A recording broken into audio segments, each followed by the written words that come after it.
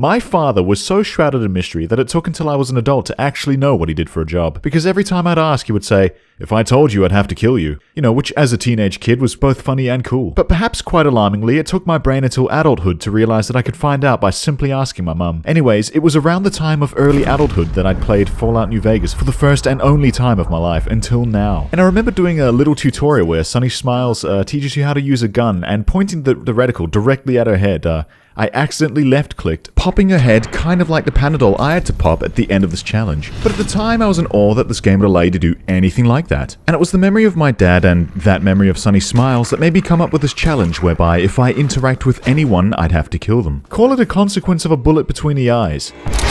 There are no rules other than this one. If a person interacts with us in any way, shape, or form, be it in dialogue, unsolicited, combat, a throwaway proximity-related line of dialogue they hit me with because I'm wearing a chained prostitute outfit, this will all spell death for the interactee, which will result in some interesting interactions with quest-giving NPCs that I absolutely need to progress, and I'll be avoiding as many people as possible lest the entire town's population collectively kill me over and over again. Surely that doesn't happen, right? Anyway, we are taking on the role of the courier, a delivery man who has had his cargo stolen and was shot between the eyes, losing all of his memories in the process. So as I sit here creating the Schlorbler, the most spermular being I've ever come up with, little do I know that I'm about to express deliver the largest shipment of destructive force in the history of New Vegas. And the doctor who fished a bullet out of my skull and helped me to survive, unfortunately, will be unsurvived, because he has interacted with me, you see. Hey look, I don't make the rules.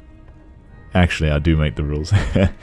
Yeah. Also, I must apologize, the first couple minutes of this video has very choppy footage because this game is being held together by duct tape, hopes and dreams, and I had not yet installed the 3 to 4 mods required to make the game run good. Strength, the Schlorbler is jacked. Perception, not senile, just missing parts of the brain. Endurance, yes. Charisma, no. Intelligence, removed. Agility! Lucky? Something about a foot. The doc continues to interact with me by means of some kind of aptitude test so that he can test what parts of the brain he has removed from my skull to get the bullet out. I don't have nothing to compare it to, so maybe... What he's saying here is that he's never performed neurosurgery, and he has accidentally created the perfect being. I put all of our skills into guns and attacking because why persuade someone with charisma when as soon as I'm done talking with them, I'm compelled to attack them and end their life. I take the wild wasteland trait because I'm quirky like that. And I take the skill trait, which is plus 5 points to every skill with a trade-off being less experience gained. Because if this game is anything like the other Fallout games, leveling up could work against me by making all the enemies around me scale to be stronger. Or perhaps the game has linear scaling and I'm making a massive mistake. But you know, life is about making mistakes. Something, learning from them or whatever. The good doctor sends us on our way and we have to best decide how to deal with him without the rest of the town instantly turning on us due to them having actual eyes inside these walls. I figure a grenade launcher will do the trick. And look, it's the Sierra Madre grand opening. Knew you was here. Unfortunately, explosive ordnance does nothing to old Doc Mitchell, so we have to try again. Now, a spear should count as stealth, so we'll go with that. The Sierra Madre grand opening! The challenge is underway. Very good. Spermular, even. Now, I'm fully aware that we can beeline it directly to Vegas where our shooter is by running north, but I figure it will be an interesting experience to see what we can get away with in the quests immediately preceding that, but mostly because I am nostalgic for old Sunny Smiles here. She takes us around the back to teach us how to shoot. All the feelings, all the memories, they're all flooding back to me. She's completely unjudging of the Schlorbler, but little does she know, she is about to be absolutely Schlorb-maxed. 1, okay, bad luck. 2, alright. Okay, the remainder of my brain might be pouring out of my head right now. Ah, there we go. Very good. Absolutely positively sent back to Schlorbsville. I economy ship her back to Easy Pete, who does not acknowledge me at all. He simply looks at me, but it feels like he's looking past me, through me. Thusly, he's not acknowledged me, and he deserves to survive. Another successful delivery. So I parkour on down to Primm, where the silly NCR trooper approaches me completely unsolicited. I close dialogue, enraged at the audacity of this man, and I proceed to follow him for a good little while as he walks around aimlessly in seemingly random directions to throw me off. I eventually settle on using my grenade launcher for this fella. That's not a good idea.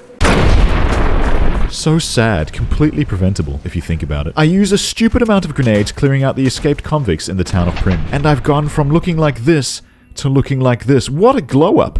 New armor, new me. We're going places now. And when I say we're going places, I mean specifically to talk to the administrator of the Mojave Express in Primm. I sure hope he helps me before I kill him. I don't know what it was brought you to Prim. Unfortunately, as soon as I walk in the door, Johnson Nash immediately speaks to me, sealing his fate. Now, I hadn't known this at the time, but Johnson Nash is actually the administrator I'm supposed to speak to. So I accidentally immediately end dialogue, and I stalk him thinking I'd have to strategically kill him without the rest of the casino knowing about it. Howdy. Then old Scrotus here immediately addresses me, and this is awful. 2 targets and a full casino. I did have this masterful plan hatched where I'd a shotgun blast her entire skull into the ceiling from behind this pillar, but she just goes, "Oh lord," or whatever, and note her entire health bar is missing, and then completely regenerates. I cannot believe this has happened. I try something else. I clap her from behind, going loud with my rifle. But if you simply hide back here, no one will care to check, and you'll be in the clear. So that's Ruby down, and then I take a shot at Johnson Nash. But it appears I've killed a nondescript Prim resident. That's unfortunate. Anyway, I level up my gun skill. I managed to follow Johnson into the bank room of the building and get that out of the way. Unfortunately, I don't do it quietly enough. So one thing leads to another, and the next thing you know, I am Darth Vader hallwaying these people, blowing up their robot, and save for this one guy who gets stuck in a chair, I have massacred this entire town. But in New Vegas? No worries. There's always another avenue for progression, and in this case, we have to find the lawman who's being held captive in the Bison Steve Hotel nearby. So I enter, and what happens next would be the most heroic acts of resistance I have ever seen a pair of bandits in any Fallout game ever put forward. You like that?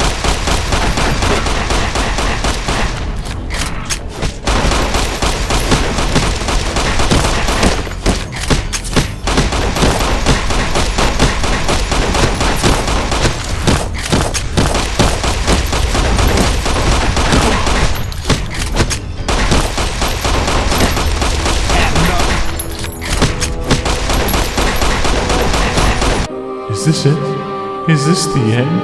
Perhaps if I keep shooting...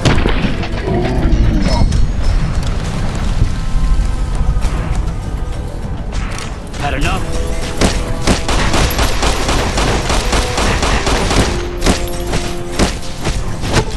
I hope the boss deletes my browser history. I will wear this man's motorcycle helmet in his honor. I am now the Schlorb Dome of Bandit. I fire a grenade into the final room, dismantling the last bandit in the hotel. Unfortunately, this also dismantles the Prim lawman I was supposed to get the information from. But in New Vegas? No worries. There's always another avenue for progression, and in this case, we have Deputy Bugle's audio journal. And in the journal details our next target location. So what are they doing with that dapper gentleman who wears a checked suit? I wouldn't mind a suit like that. A dapper gentleman. I wonder what he's doing here. I like his suit, though. I wouldn't mind a suit like that. The town of Prim needs me here to serve and protect. Oh my, I think I've been spotted. I love his clothes. I'd really like to get in his checkered suit. I could use a suit like that. Oh my, I've been spotted. I hit the trail on down to Novak. I encounter Danny Masterson on the road. Just kidding, this grotesque monstrosity is only a centaur. On the way, I pass through the town of Nipton, where this one guy bull rushes me. I try to save him by escaping, but he catches up pretty quick. Yeah! Who won the lottery? I did! Yeah, you won the lottery alright, buddy. I ignore Nipton, horrible place, and continue up the road. I get ambushed by some raiders. It scared the shit out of me. Get distracted by some goats that spawn on the hill, then this traffic cone right here.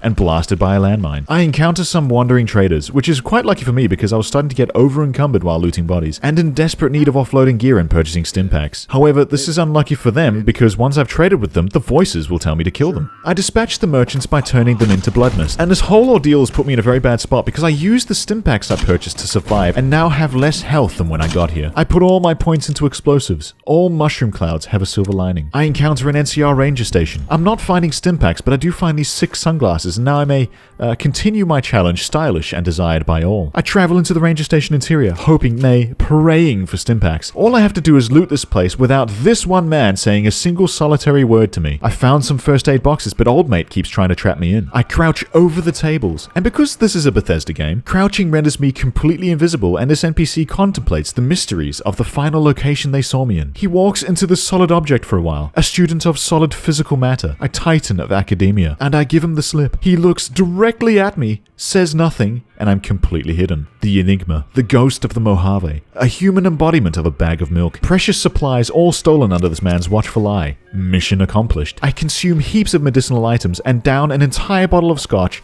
as we take to the roads once again. We discover the town of Novak. This is bad because this is a town, and towns have lots of people, and if we are spoken to here, which we might do to continue the quest, then we potentially end up fighting the entire town. I gaze upon the Godzilla. I contemplate upon the Godzilla. I have an out-of-body experience as I sober up from the entire bottle of scotch I consumed down the road, and I schlorb around town, desperately looking for more medicinal items. I scrounge through No Bark's shack. I figure with all the empty bottles on the floor, maybe there'll be some health-restoring drinks somewhere. No drinks. I find a cool red hat though. Finally, I can keep the Mojave's harsh rays from nuking my grimy head. Sadly, there are no restorative items anywhere. What? How'd you get past the guards? Seeing as his fate is sealed, I decide to talk to him for old time's sake. Please don't do no harm to me, mister. But it dawns on me that I'll have to deal with him quickly enough before he makes a break for the front door and runs into town where they'll all probably help him. However, I have a strategy. It's all over, but the cry, This is hopeless. and nobody crying. Holy shit. But me. Holy shit. Friends now- all over. No, I'm trying.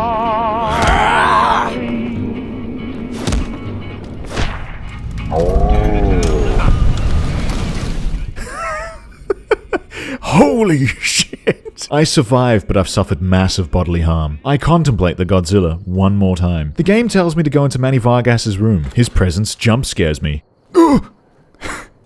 He's scared the shit out of me. He looks me directly in the eye and simply understands that he must not say anything to this primordial splooge that trespasses in his home, sneaks around behind him, and uses his personal computer, which progresses the quest. There is a moment of mutual understanding, of poetry in motion. In this moment, we are connected, communicating, but not communicating. He knows not to interact with me to survive, and I know that for him to survive, I must not be regarded. And so I declare to you, the audience, that I am not regarded. I continue north up the road in the night, drifting from one objective to the next. Everything has been moving so smoothly, I'm starting to feel like this is going to be a breeze. Helios 1, a factory-turned military installation that may have some stimpaks, some medical supplies to stock up on. I observe the risk. I understand that if someone speaks to me, this is the military, I'm in big trouble, and I accept the challenge. A hidden back entrance and some basic lockpicking skills are all I need to get in. I drift from room to room, taking ammunition, supplies. Sometimes I'd even walk into the barracks. The common soldiery will notice me, but not interact with me. They simply understand that I am the harbinger of their doom if they do so. I even sneak, completely unauthorized, through their reception lobby. They do not seem to care. Or is it that they fear me? Regardless, another massive success. Until I walk 100 meters up the road and bandits start hucking sticks of dynamite at me. Stop throwing dynamite at me! You like that? No, I don't like that, as a matter of fact. So now, here at the bottom of the screen where it says LMB, which is limb abbreviated by removing one letter, it is telling me that my limbs have been destroyed by explosive ordnance. And all those medical supplies I spent so long scrounging for? All used up. On the outskirts of our next target location are some rad scorpions, which aren't really a problem because we have 40mm grenades. We no longer have 40mm grenades. We are now in a place called Boulder City where our trail gets cold, so we have to investigate. I just walk around until my head gets ripped 20 feet in front of me into Lieutenant Monroe's face. He tells me about the Great Khan's hold up with the hostage situation, and we just so happen to need to speak to some Great Khans to find out where the guy in the checkered shirt who shot me in the face and made me a monster is. I agree to help because I want to be a good person, I do. But unfortunately for him, this means that he has interacted with me. Completely hidden. Absolutely no consequence. I contemplate the consequences that have not taken place. Now, before I'd express delivered Lieutenant Monroe's skull bits into orbit like a good courier, he told me to try and infiltrate the Khan's camp stealthily under the cover of darkness of night. Neither of which I've done, as you can see. This instantly fails the mission and puts our hostages' lives at risk. Whoops. On the upside, the actual military straight up firing squads the Great Khans outside, carving a passage through the holdup deeper into the Great Khan's camp. I am presented with an opportunity to rescue the hostages. I ignore the opportunity to rescue the hostages. Once inside, I blast this guy called Jessup in the face several times because he's attacking me, and he takes a moment to consider the consequences of his aggression, then blows apart my arm with a point-blank blast from his sawed-off shotgun. Anyway, I blast him in the chest and he flies backwards, and in his inventory is a job offer. Aww. Perhaps if he had not attacked me, he could have gone on to take a job or something and become a productive part of society. I select the usual suspects to put our skill points into, and I consider the next perks to be taken at level 4. There are some fantastic options like rapid reload, confirmed bachelor, and so on. I dwell on cannibal. I dwell on it because I've been running so low on restoratives for so long. But then, what must we become to succeed? Animals? I'll get justice the good old-fashioned way. I immediately level up a second time from this quest. Explosives. Guns. I put on Jessup's unique headband, which is absorbed into my enormous cranium. Schlorbbled by my brain. My entire head. I managed to make my way out of Boulder City without interacting with the NCR troops, without causing a bloodbath. Very good. I leave the area and I'm bum-rushed by Dingus over here, who stepped over Lieutenant Monroe's corpse, didn't question it, and then addressed me. I don't know, he's talking about some stupid collectible thing. I hope it was worth it, Malcolm. Our journey north across the desert leads us to the outskirts of Vegas, to Freeside, where our target Benny is supposed to be. I've been dreading this part of the journey because one slip up in Vegas, one interaction, and it's potentially all over. For who interacts with me, but also because, you know, murder is frowned upon. I skulk through the ruins of the old world on the outskirts of New Vegas, occasionally pointing my gun to the ceiling. For I look up to the sky ceiling thing, because that is philosophically opposed to looking down, which all the neurotypicals out there will tell you is negative body language, and we are a very positive delivery man. A thug tries to mug me. No problem. I am fearless. But some kids are barreling down the streets towards me and I'm fearful of them, because interacting with them would be game over considering they're invincible in these games. I watch one of them go through to Freeside, where I too must go, and I make the ballsy move of following him instead of waiting for him to re-emerge. Oh god! Stupid kid! Now, this is a populated part of town. Very not good. We'll have to travel between people so as to avoid all contact, lest we massacre absolutely everyone here. Fortunately for me, there is so much space that going by what we've experienced so far, there is absolutely no way we'll end up being regarded. Wanna get lucky? Head on down to the Atomic Wrangler. Turns out we are regarded. I'd forgotten that this individual is a crier and they'll interact with me from very far away. I consider going about disposing of the crier from stealth so as to avoid the ire of the rest of the town and... Come to the Silver Rush for all your energy weapon needs. This goes horribly. I now have to handle 2 of them. You know, I had sat here and maybe considered that they hadn't interacted with us and it was maybe just they were talking broadly to everyone, but you know, that wouldn't be very sporting of us, would it? That wouldn't be very cash money. And doing this, as it would turn out, is our greatest challenge to date. As you can see, stealth real estate is hard to come by, and for some reason I'm completely visible to the entire world from behind this bus stop. I like to think that it is the light of the moon in the night sky reflecting off my milky white dome, blasting the entire suburb in a bright light. Of course, with my little peach fuzz moustache, projecting an enormous bat symbol-like shape on the underside of the Vegas cloud coverage. I decide to see how bad it would get if I do this out in the open. The Atomic Wrangler. The answer is quite not good. Which is kind of funny, right? Because there was this one time I watched these guys fire blindly at a stationary, surrendered target for a sustained period of time, and they couldn't do anything.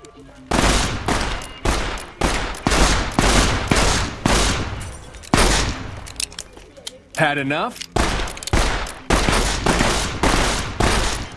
I was shaking in my boots. Had enough? I had, indeed, had enough. From around the corner, invisible walls around the street lamp. I lure bandits to the criers, but he just continues to advertise to them as he kills them. Come to the Silver Rush for all your energy weapon needs. The game is mocking me. I throw a stick of dynamite and hide around the corner behind the bus stop. Watch out! I am spotted through solid objects. I try again, this time in third person. Damn! He wanders around for a time, and then I'm hidden. Success! Although he hadn't died and the lady had run away, then he starts to mock me. Stop by the Silver Rush and we'll give you the means. I try again. Come.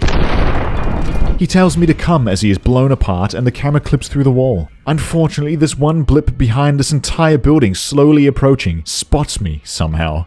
What? I realize things are going against me, but this has been the best strategy that I've come up with so far, so it's time for me to shape up and keep trying.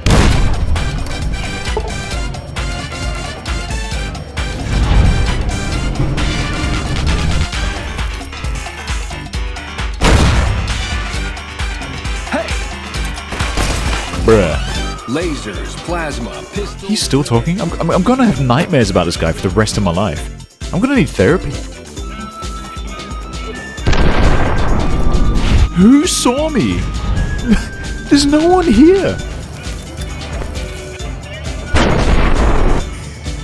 This guy just sees me through walls. So I'm thinking I'm probably gonna have to deal with this guy before I can actually deal with anyone else. I think he's the guy who earlier just looked at me through a building.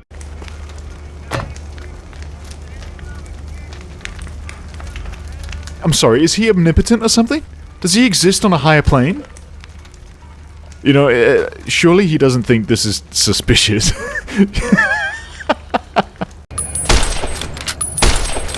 What? No. No, no, please. Please. Please. No. Found. I'm not even sure why I thought that would work. Okay, so I've extensively searched the area, and I know that definitely no one can see me. So if I just throw this grenade, and then back up, I should be in the clear.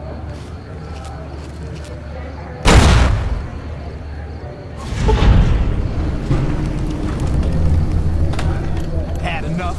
Who? It says I'm detected. Who's looking at me? The back of his head? What do you think you're doing? Can you see me now? Can you see me now? Okay, so I've extensively searched the area, and I'm pretty sure there's no one around that can see me, and if I place this barrel in front of me, throw the grenade, and then back up into the building behind the barrel, there's no way.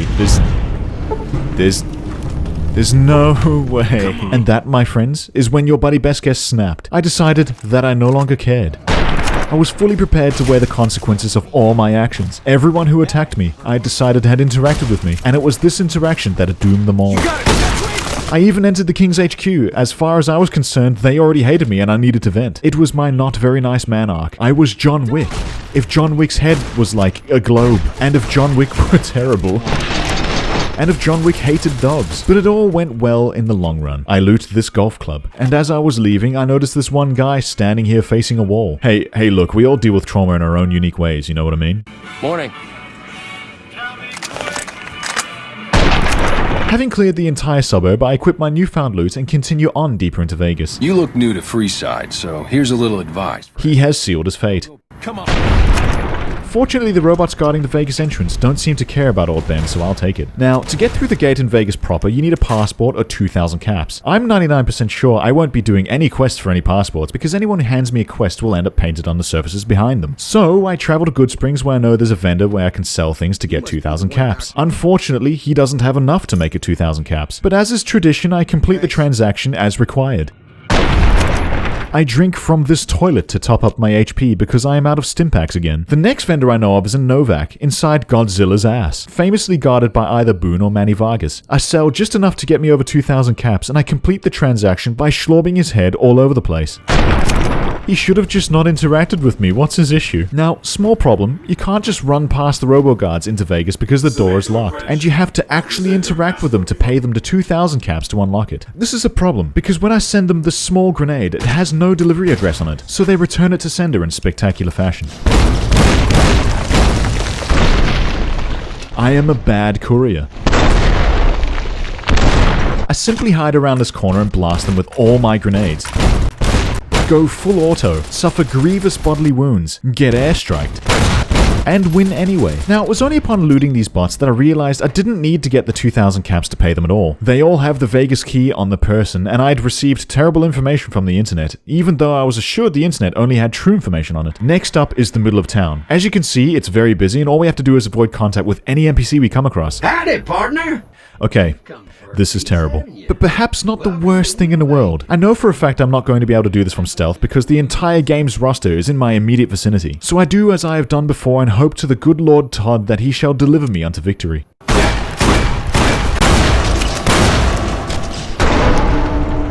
Turns out Todd cannot deliver me unto victory. No post on Sundays after all. So I take matters into my own hands, take out the first Securitron, and make some space between myself and I think the other 4 or so on the strip. I use the cover of some street signs and robotic corpses to confuse our mechanical friends and level up. Guns. As for perks, I see Cannibal again, and I consider it. After all, my body is crippled, my health is low, and I am almost constantly low on stims. But I instead look to rapid reload, because I will never allow myself to become as the wasteland would have me. A soulless husk, devoid of dignity, starved of my own humanity. Never shall I allow this game, this simulation, to betray my moral code. For what are we but vessels? conduits by which we must allow the human soul to travel through, to show one another and also ourselves that we are capable of more. Even in the face of overwhelming odds and in the harshest wasteland, we find a way to thrive. Our spirit unyielding. We are the architects of our destiny, sowing beauty from the weave of nature, and yet capable of such destruction. And so as we stand at the precipice of the unknown, we smile, for we know that no matter what comes, we will endure. We are humanity, resilient and undeterred, forever pushing the boundaries of possibility. So anyway, I take the cannibalism perk. Now hear me out. I figure I could eat the flesh of the people and reserve stimbacks for actually curing ailments like broken limbs. So I can get back to doing things in the game without, like, my vision blurring from my projectile-related brain injuries. Alright, no worries. This part of the strip is cleared, but next is the New Vegas strip. Over here, we are immediately hammered with gunfire. I have to take cover behind some post boxes, and as a courier, this makes me sick. But if I have to use the post office's resources to make my life easier, then I will, so be it. The objective here is simply to not get schlorbled all over the pavement. And now I am hated. Good. I calmly shuffle my way around the NPC so that I can get to the Tops Casino where Benny is without being interacted with. Sadly, in this busy lobby, numbnuts over here interact with me, resulting in a delivery of leaden goods direct from dispatch.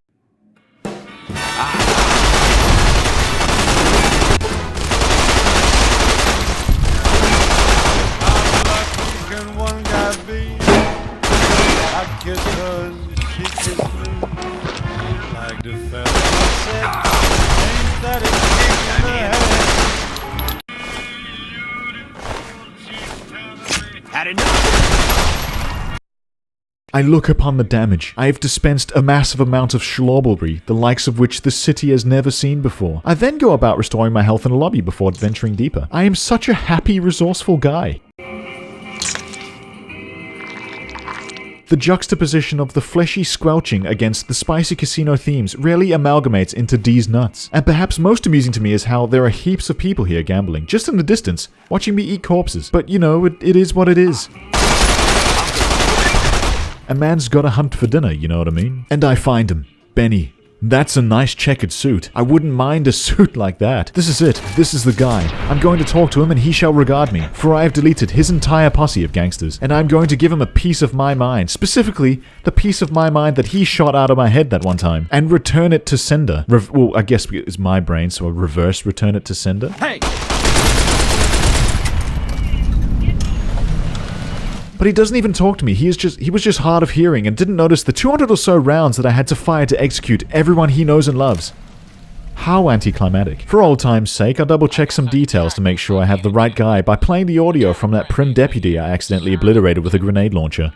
Oh my, I think I've been spotted. Oh my, I think I've been spotted. Now I am the dapper gentleman in a checkered suit. I clear the remainder of the hotel, mostly for loot, and no one interacts with me. In Benny's hotel room, I find his pajamas, and now I am wearing the pajamas instead of his checkered suit. Sadly, I walk into a room out back and get absolutely put to bed without a lullaby. But at least the outfit matches the occasion. I return with proper raiment. Level up.